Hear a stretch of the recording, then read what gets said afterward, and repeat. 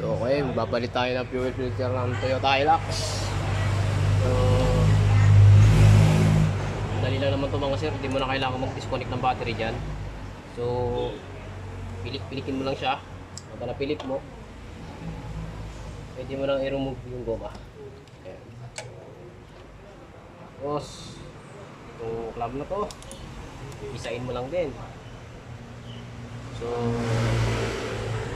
parehas lang naman po ng mga Toyota Hilux, no? Yung mga modelo, yung mga bagong tapos ngayon na Hilux. So parehas lang sila. So hindi ka naman magkakamali dyan kasi may mga kanya-kanyang linya naman yung hose na yan. So yan lang.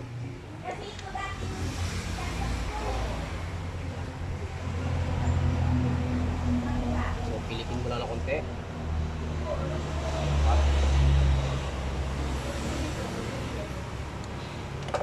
Lang.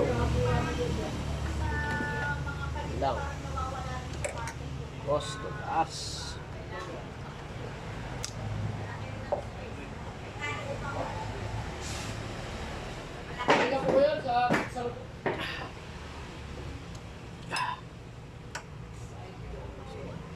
Pilitin mo lang din ang konti.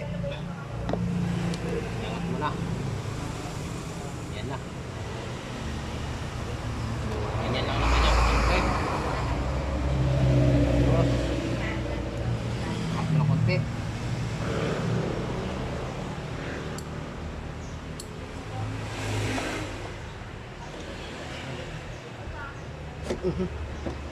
Yan lang.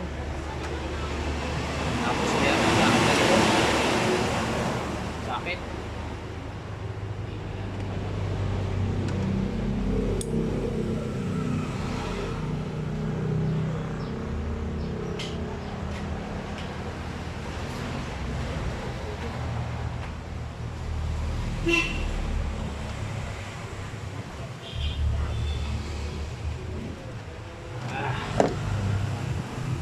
Bakit kumuha ka ng tuntungan, Pao? Taas.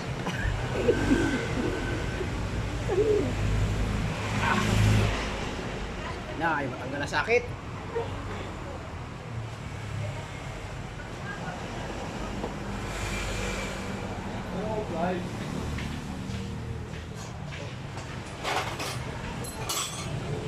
Wala tayo ng pansundot.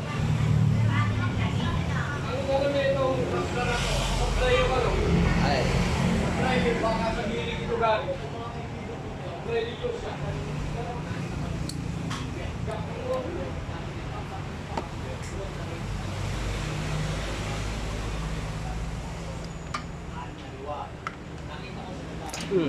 Tanggal. First time lang po kasi matanggal nito. Kaya mahirap tanggalin yung sakit. Yun lang. Ganun lang kasimple yan. So, ganun lang po. Tanggal na. So, kung makikita nyo, meron din yung markings. Yan ang kagandahan sa mga Toyota, no? So, yung markings niya sa taas, tsaka sa baba. Yan. Kaya hindi kayo malilito dyan. Hindi po pwede magkabaliktad dyan. Itong pinaka-lock niya, kailangan nakatutok dito sa mark sa arrow. Yan, tatlo na yan. So yan lang.